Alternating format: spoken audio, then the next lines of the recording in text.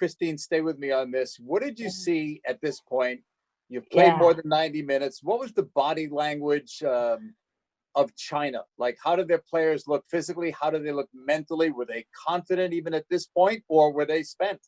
Well, right now they're coming at us. And I think when Michelle went out of the game, China went, oh yeah. And they're like, because they know what a dominant force she is. When she steps on the field, every team's got to worry about her. So I think they realized there was a hole in there, and they came at us this first overtime, like really hard. And I think they had a lot of the control, and they had a lot of confidence, and they didn't look as tired. But I think as the overtime goes, it kind of changes again in our direction. And that's really interesting in the game of soccer, how that goes so much. Yeah, the ebbs and flows. Brandi, what did you see from China at that point? A lot of red coming right at me. We can see, I mean, we're in the 94th minute, and, again, as the defender, you're just thinking you just want to keep your good shape. You want to stay connected. You want to make sure that you keep the ball in front of you.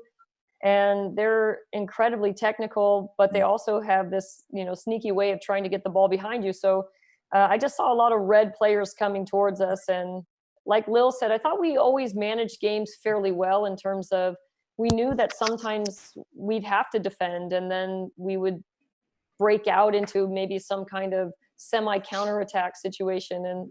And I don't think we were bothered by not having the ball as much, and just knowing that the time would come. Mia, how difficult was it for you as an attacker going up against China at this late stage, now in the 96th minute? I think you knew that, when we attacked, when you got the ball, it'd probably be a lot of 1v1, 1v2 against them. That,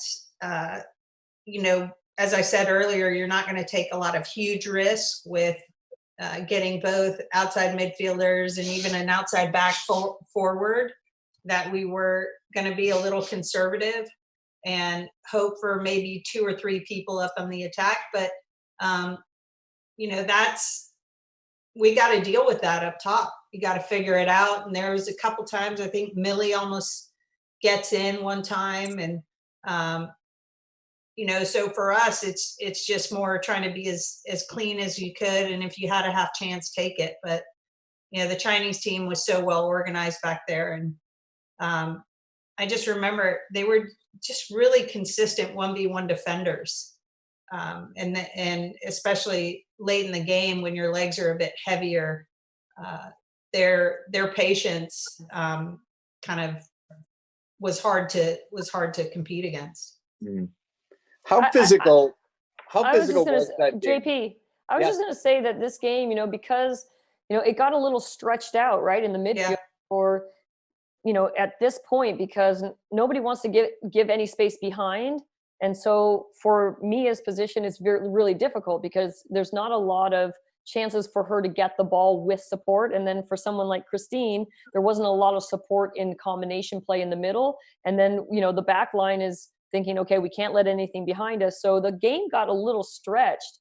And in a normal game, we would probably have compacted that field a tremendous amount more and, given less space to them. But again, I think that's the critical part about when you become a coach. And I thought, what Tony did so well was he helped us manage those moments and, gave us some calm to, we're okay, we're in the right space. We know, like Mia said, it's not going to be, we'll have inferior numbers in attack and we'll have superior numbers in the back.